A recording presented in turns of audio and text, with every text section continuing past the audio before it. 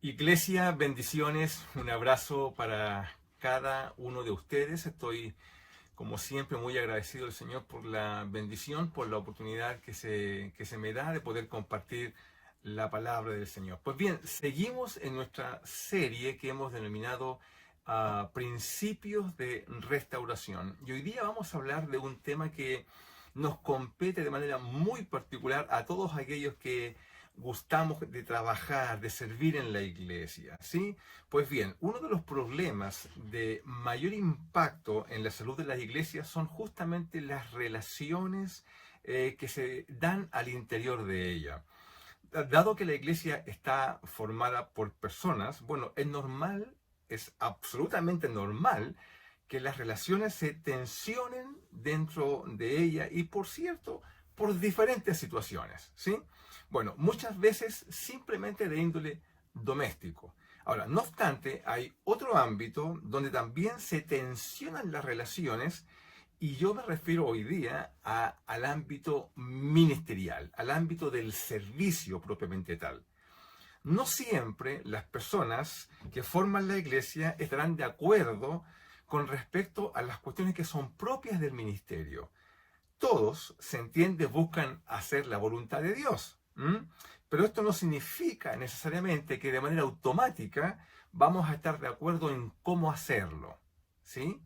Bien, como esto es así por el simple hecho del ser del ministerio, la iglesia está permanentemente desafiada a buscar la comunión justamente porque se tensionan las relaciones y es muy importante que la iglesia tenga una disposición permanente a mantener la comunión.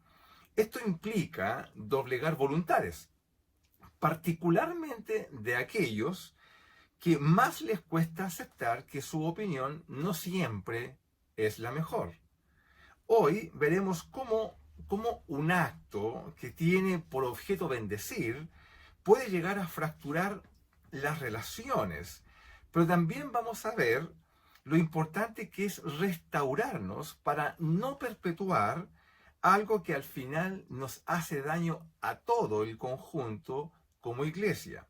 Pues bien, con esta introducción quiero llevarte al libro de Hechos, capítulo 15, donde vamos a eh, entrar en el contexto del inicio de un viaje. Es el segundo viaje misionero del apóstol Pablo. ¿Ya? Él ya hizo un viaje, lo hizo con Bernabé, su compañero de ministerio, un hombre que fue importantísimo en la aceptación de los discípulos y de la iglesia primitiva, ¿cierto? De aceptar a Saulo de Tarso como uno de ellos, como un creyente más. Este amigo de ministerio, Bernabé, acompañó a Pablo en su primer viaje misionero y ahora lo vemos en una disposición para iniciar un segundo viaje. Pues bien, en Hechos capítulo 15, versículo 36, leemos lo siguiente. Dice, después de algunos días, Pablo dijo a Bernabé, volvamos a visitar a los hermanos en todas las ciudades en que hemos anunciado la palabra del Señor para ver cómo están. Vamos y viajemos nuevamente a todas aquellas comunidades incipientes que ellos ayudaron a formar y para poder, ir a verles, para ver cómo están. Es un viaje completamente de índole ministerial, ¿cierto? Y se requieren personas que tengan cierta madurez para poder transitar juntas, viajar juntas y lanzarse a la aventura, ¿cierto?, de recorrer distintas ciudades con las complejidades que significaba viajar en ese tiempo. Y qué mejor que dos compañeros de ministerio que ya habían estado juntos en el primer viaje y hacerlo por segunda vez. Versículo 37. Y dice, y Bernabé quería que llevasen consigo a Juan, el que tenía por sobrenombre Marcos. Se refiere a Juan Marcos, una persona muy importante en la palabra del Señor. Primero porque en la casa de él, en la casa de su madre María, era donde los discípulos se reunieron en Jerusalén, no una vez, sino que varias veces. Era como el lugar de acogida, ¿no? Donde encontraban cobijo, ayuda y soporte, por cierto, ya porque era muy difícil estos tiempos. Y bueno, ellos prestaban su casa para ese objeto. Juan Marcos era un hombre muy importante y también lo fue posteriormente en la redacción, cierto, de un evangelio. Pues bien, Pero a Pablo, dice la palabra del Señor, le parecía bien llevar consigo, no le parecía bien, dice la palabra del Señor, llevar consigo a Juan Marcos. ¿Por qué? Porque él se había apartado de ellos desde Panfilia y no había ido a la obra con ellos. ¿Ya? Es decir, hubo un momento en el primer viaje misionero donde al salir, ya al iniciarse el viaje, la Biblia nos dice que Juan Marcos, bueno, él se apartó. No se nos detallan las razones por las cuales Juan Marcos abandona el viaje misionero, el primer viaje misionero, y por tanto, bueno, ellos siguen a la obra, Pablo y Bernabé, pero Juan Marcos, que era sobrino de Bernabé, bueno, se aparta. No sabemos las razones, pero ahora, cuando estamos por iniciar el segundo viaje, Bernabé, bueno, él desea e insiste que Juan Marcos vaya con ellos a la obra, pero Pablo se niega rotundamente. ¿Ah?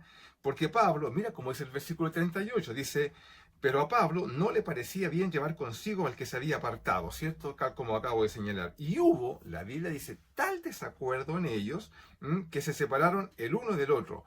Bernabé tomó a Marcos, a Juan Marcos, y navegó en dirección a Chipre, y Pablo, dice, escogió a Silas y salió encomendado por los hermanos a la gracia del Señor. Mira lo que está pasando acá. Dos amigos de ministerio, compañeros de ministerio, ¿cierto? Que tuvieron y seguramente la experiencia inicial de lo que conocemos hoy día como el primer viaje misionero, una experiencia extraordinaria, pero en el segundo viaje misionero, por razones de índole netamente ministerial, hubo, la Biblia dice, tal desacuerdo en ellos, tal desacuerdo, ¿no? Que no llegaron, por cierto, a un consenso respecto de si podía ir o no Juan Marcos a este viaje, que hoy día conocemos como el segundo viaje misionero de Pablo. Bueno, la Biblia dice que hubo disensión entre ellos, desacuerdo, y yo me imagino una conversación, ¿cierto?, con muchos argumentos de ambas partes, pero finalmente no se pusieron de acuerdo. Dos personas, ¿cierto?, maduras del ministerio, tienen por objetivo servir al Señor, ambos tienen una imagen en su mente respecto de cómo hacerlo, tienen ciertos criterios, pero en esos criterios no concordaron. Y la Biblia dice que hubo un desacuerdo y finalmente no llegaron a un consenso y por tanto tuvieron que separarse. Estos dos amigos de ministerio se separaron. Pablo, ¿cierto?, tomó a Silas, aparece una nueva persona en la Biblia y se va con él a este segundo viaje misionero y la Biblia dice que los hermanos les despidieron. Pareciera ser por la lectura de que la iglesia como que se inclinó a favor de Pablo, ¿no? Y Bernabé, bueno, toma a Juan Marcos y sale a un segundo viaje, pero en otra dirección con Juan Marcos, viaje del cual no tenemos referencia en la Biblia porque la Biblia sigue, ¿no?, el relato del apóstol Pablo. Pues bien, aquí hay una disensión, hay una situación compleja y que es muy típica de la iglesia hoy en día. Bueno, ¿cómo seguimos adelante cuando no tenemos una opinión? ¿Cómo podemos restaurar, ¿cierto?, nuestras relaciones ministeriales? Ese es el tema que quiero compartir hoy día contigo, restaurando nuestras relaciones ministeriales. ¿Y cómo lo hacemos? Bueno, en primer lugar, o en términos generales, yo pienso que debe haber una predisposición, una disposición positiva a la restauración de parte de las personas, una disposición positiva, ¿ya?, a querer restaurar. Yo en mi tarea pastoral yo veo esto muchas veces, pero muchas veces no veo una disposición a la restauración. Alguna vez compartí que fui presidente del comité de ética en ámbitos ministeriales, pastorales, y yo no siempre vi disposición. En realidad, si me preguntas, creo que la mayor de las veces vi lo contrario, vi nula o muy poca disposición de tener una apertura hacia la restauración cuando por alguna situación no hemos llegado a consenso respecto de una situación de ministerio. Pues bien, el primer punto lo vamos a encontrar no en este texto, porque aquí simplemente se separan, sino que las cartas del apóstol Pablo van dando cuenta de momentos en los cuales Pablo habla de Juan Marcos y vamos a ver ahí tres claves que son importantes para entender cómo era la disposición del apóstol Pablo ya a este Juan Marcos para querer restaurar un vínculo ministerial. ¿Sí? Pues bien, mira cómo dice vamos a ir al libro de Colosenses en el capítulo 4 desde el versículo 7 en adelante, cuando Pablo comienza ya a despedirse en su carta, él envía algunos saludos y dice: todo lo que a mí se refiere, bueno, os lo hará saber Tíquico, amado hermano y fiel ministerio y consiervo en el Señor. Parece ser que fue el hombre que llevó la carta, ¿no? Bien, el cual he enviado a vosotros para esto mismo, para que conozcan lo que a vosotros se refiere y conforte vuestros corazones. Está enviando una carta y diciendo, ¿cierto?, lo importante que son los colosenses para el apóstol Pablo. Y también con Onésimo dice, otro amado y fiel hermano, que es uno de vosotros, todo lo que acá pasa, él los hará saber. Pablo está diciéndole a sus amigos, bueno, aquí tienen fieles hermanos míos que son compañeros de ministerio que están conmigo, ellos le van a informar una serie de cosas que son importantes en relación al ministerio. Y el versículo 9 continúa mencionando a otros compañeros. Dice, bueno, Aristarco, mi compañero de prisiones, os saluda, porque Pablo está preso, ¿no? Y dice, y además, Marcos. Mira, aparece Marcos aquí y dice, el sobrino de Bernabé, de quien te acabo de dar cuenta, acerca del cual habéis recibido mandamiento, si fuera vosotros, recibidle. Pablo está hablando de Juan Marcos. Ya han pasado cerca de 10 años aproximadamente de este evento que te narré de Hechos capítulo 15. Y cuando uno lee este versículo, por cierto que como creyente uno respira así profundo y dice, wow, gracias Señor, ¿no? Porque aquí vemos que lo que fue una relación, ya, donde Pablo se molestó mucho con Juan Marcos, por cierto, y no lo permitió ir al segundo viaje misionero, uno podría suponer, como se da normalmente, que estas relaciones se friccionan y se terminan para siempre, un nunca más. Sin embargo, vemos aquí al apóstol Pablo escribiéndole a los colosenses y enviando los saludos de Juan Marcos. Y tiene lindas palabras para él. Dice, bueno, dice sí, y dice que del cual habéis recibido mandamiento, es decir, el apóstol Pablo se vio la necesidad de escribirles explícitamente respecto de Juan Marcos, y aún más dice, si va, ustedes recíbanle. Bueno, el primer punto es que debemos ayudar a cómo nos restauramos ministerialmente con una persona, teniendo una disposición hacia esa persona de restauración. ¿Y cómo? Bueno, ayudando a restaurar justamente el testimonio de esa persona. Eso es lo que estamos viendo aquí, ¿cierto? Pablo da instrucciones acerca de Juan Marcos, lo cual revela, ¿cierto?, claramente que Pablo muestra una disposición, ¿ya?, de querer restaurar algo, pero se refiere en buenos términos a Juan Marcos, no habla mal de él, ¿cierto? Pablo se ve la necesidad de pedir, ya, de dar explícitamente instrucción respecto de él para que lo reciban.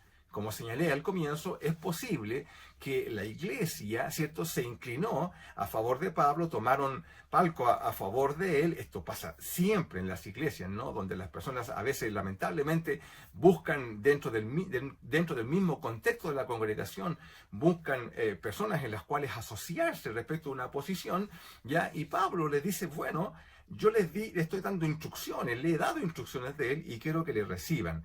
¿Por qué? Porque posiblemente había una disposición a no recibirle. ¿Por qué? Bueno, porque abandonó el ministerio en algún momento. Bueno, esto demuestra que la iglesia, por lo menos la de Colosa, había tomado parte, ¿cierto?, por el ministerio de Pablo. Y Pablo se ve la necesidad de escribirle y decirle, mira, si él va a ustedes, recíbanle. Yo le he dado instrucciones acerca de él.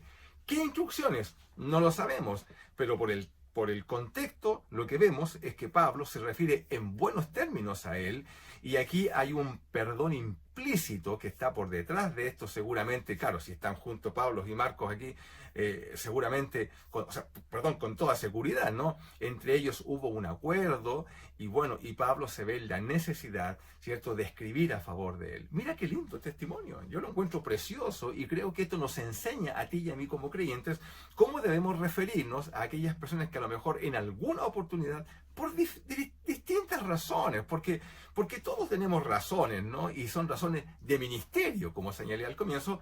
Todos buscamos hacer la voluntad del Señor, estamos partiendo de esa base. Y lo que vemos acá es que aún en ese deseo, todos tenemos criterios diferentes. ¿Cuál fue la razón por la cual Juan Marcos abandona el ministerio? No lo sabemos. Sin embargo, aún Pablo, conociendo los detalles, dice que en la segunda oportunidad no le permitió estar con él. Pero aquí vemos una disposición. yo creo que es importante que tú y yo como iglesia podamos reflexionar en este punto.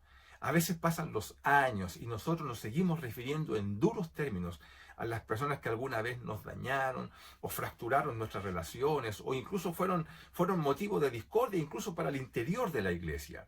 Si esa es la situación, esto no puede perpetuarse. Y damos gracias a Dios porque vemos en el testimonio del apóstol Pablo a un hombre, cierto, que estando preso en su primera reclusión en Roma, lo vemos, cierto, mirándose atrás y diciendo, no, aquí hay algo que debe ser restaurado, ¿ya? Y él da muestras para ti y para mí, para la iglesia en general, de que esto no puede perpetuarse. Pues bien, en este mismo tiempo también tenemos otra carta. Son las cartas del apóstol Pablo cuando escribía en reclusión, ¿no? Y tenemos la carta en Filemón. Mira, vamos a ir al libro de Filemón, porque aquí encontramos una segunda alusión del apóstol Pablo a Juan Marcos.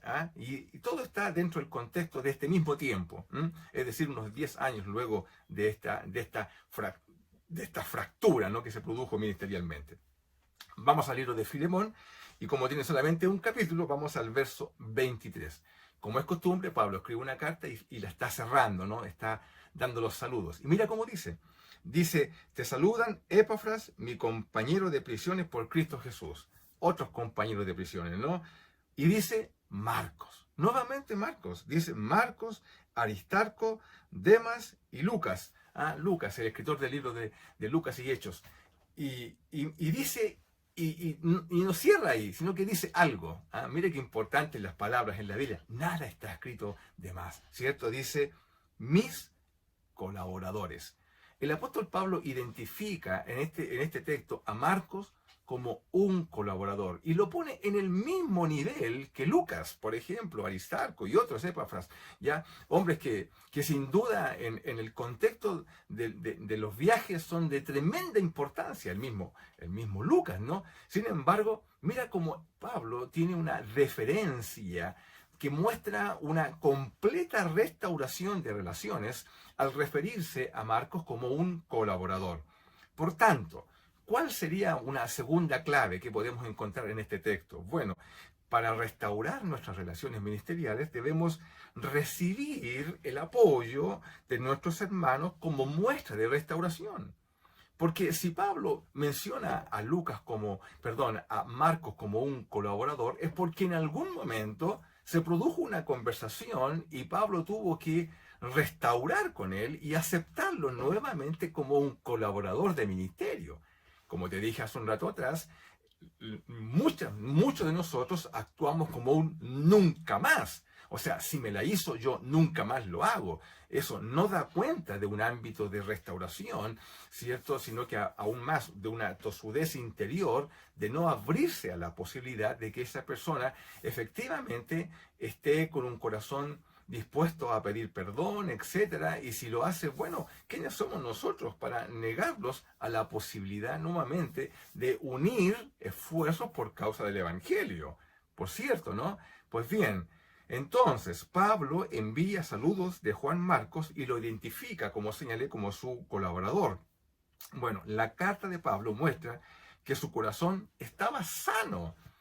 Pablo no menciona a todos los grandes colaboradores y dice, y también a Marcos. No, no, él lo presenta explícitamente como su colaborador. No solo lo perdonó, sino que volvió a confiar en él para construir una relación ministerial. ¿Cuántos de nosotros estaríamos en una condición como esa? Por cierto, aquí hubo conversaciones, ¿cierto? No es solamente de un lugar hacia otro, no es de Pablo hacia Juan Marcos, no. Ellos se encontraron y tuvieron diálogos, conversaciones que no están narradas en la Biblia, pero que se subentienden en razón de lo que estamos leyendo. Pablo está sano escribiendo esto, identificando a Juan Marcos como uno de sus colaboradores. Entonces, recapitulemos, ¿ya? Bueno, para restaurar nuestras relaciones ministeriales, que son muy comunes en la iglesia, tenemos que tener una disposición hacia esa persona a la restauración. ¿Y cómo lo hacemos?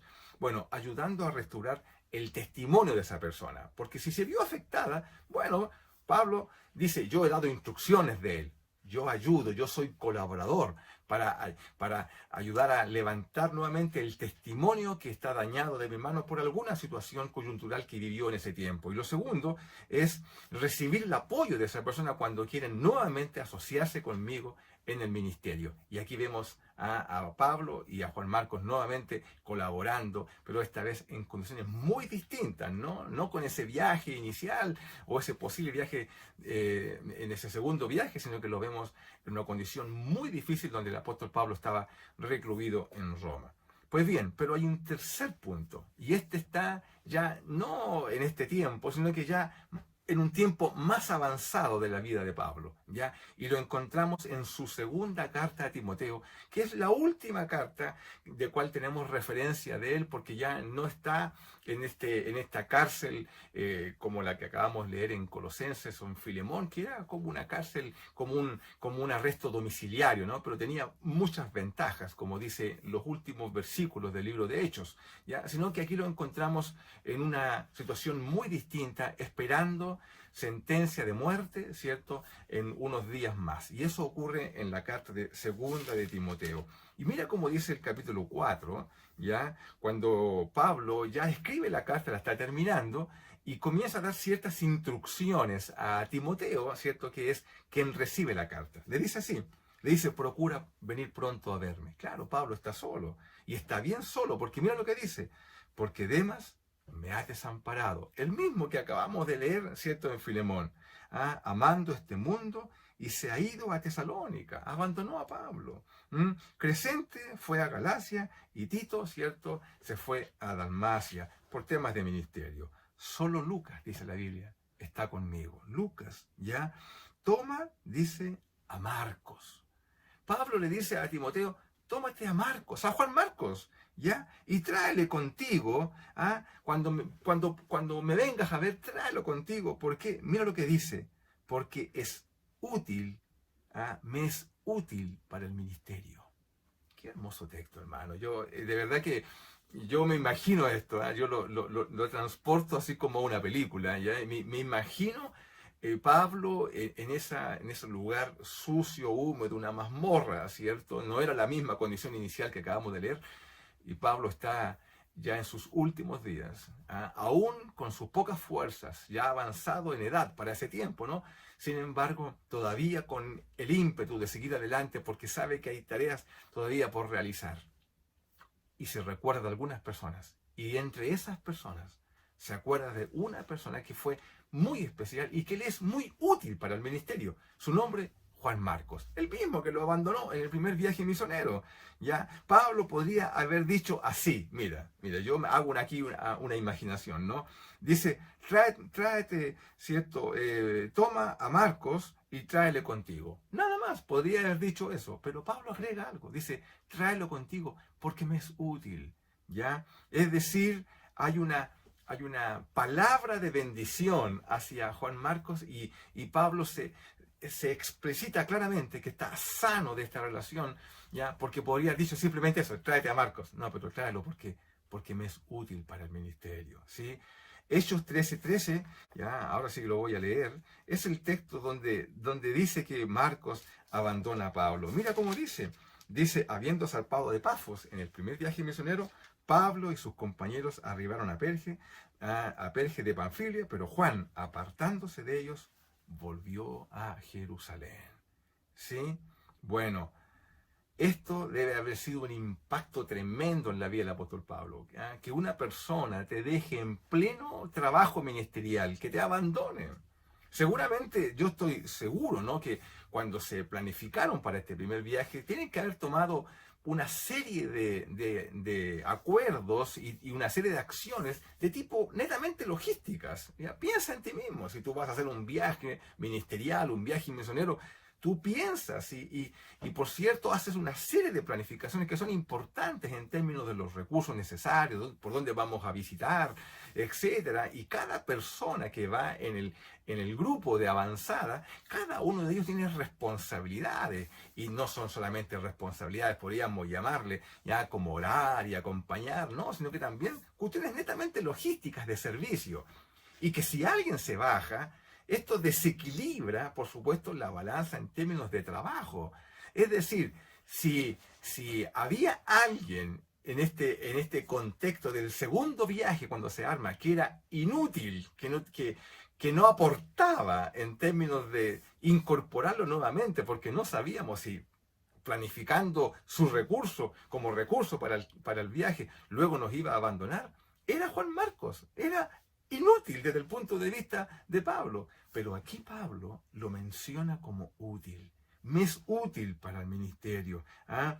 Pero ahora Pablo ya lo requiere, lo necesita. ¿Por qué? Porque él es útil. ¿Ah? Y no era útil para sus temas personales, ¿ah? Sino que era útil para el ministerio. Qué importante esto, hermano. Qué lindo es la manera como el apóstol Pablo va cerrando, ¿cierto?, su vida, justamente sanando relaciones interpersonales. Mira, cuando Pablo hace alusión a Marcos en este último libro de Segunda de Timoteo, Pablo estaba esperando su sentencia de muerte, estaba cerrando su vida. De hecho, en el capítulo 4, un poquito antes de estas instrucciones, en el versículo 6, dice, porque yo ya estoy para ser sacrificado, el tiempo de mi partida está cercano, ya, bueno, he peleado la buena batalla, ¿no? He guardado la fe, he corrido la carrera. Bueno, todo da cuenta de que Pablo está cerrando, ¿cierto? Con estas palabras, está cerrando su vida, su aporte ministerial dentro del contexto del reino de Dios. Pero había algo, ¿cierto?, que tú y yo no nos podemos permitir, que es cerrar nuestra vida dejando cosas pendientes. Y el apóstol Pablo no podía ser menos. No podía cerrar su vida dejando pendiente algo tan importante como los vínculos interpersonales con personas que por causa del ministerio a veces no llegamos a acuerdo. Mira qué importante es esto. Bueno, Pablo tiene paz. Cuando uno lee 2 Timoteo no se encuentra la carta de un hombre desesperado que está a punto de morir. No, lo que encuentra es la carta de un hombre en paz. Porque dentro de todas las cosas que le traen paz, tiene paz en términos de relaciones, ¿cierto?, interpersonales, con personas del ministerio, que por causa del ministerio no hubo acuerdos en algún momento. ¿Ya? Bueno, ¿por qué estaba en paz? ¿Por qué a veces las iglesias no están en paz? ¿Por qué nuestras iglesias a veces no están en paz? Porque tienen fracturas interpersonales. Y a veces pasan años, ¿cierto? Años y no se resuelven. ¿Por qué? Porque no hay una disposición a la restauración. Mira qué importante es esto como principio de restauración. Si solamente en este punto tú y yo pudiéramos dar un paso de disposición, si nuestro corazón se abriese a la posibilidad de restaurar, ¿cuánto de la iglesia se sanaría? Una iglesia saludable es una iglesia que no necesariamente estamos todos en acuerdo. No, si somos todos distintos y en relación al ministerio, ¿cuánto más? Si todos tenemos una opinión respecto, y bien que sea así. ¿Te imaginas una iglesia uniforme? No, todos desde sus particulares puntos de vista pueden aportar de distintos ángulos a la ejecución del ministerio, pero que haya una disposición a la restauración cuando las relaciones se hayan fracturado. ¿Para qué? Para que no sea que avance la vida y nos encuentre aún, ¿cierto?, con situaciones que nos rebotan en la vida y que siguen afectando nuestro caminar ministerial. Amén. Oramos al Señor. Padre, en el nombre de Jesús, te damos gracias y te ruego, Señor, que nos ayudes y toques nuestro corazón para que exista una disposición a la restauración permanente, ¿cierto?, con aquellas personas que por alguna razón, Señor, se hayan fracturado nuestras relaciones. Ayúdanos, Señor. Nos tomamos de tus manos en el nombre de Jesús. Amén. Dios te bendiga, iglesia. Un gran abrazo para ti. Bendiciones.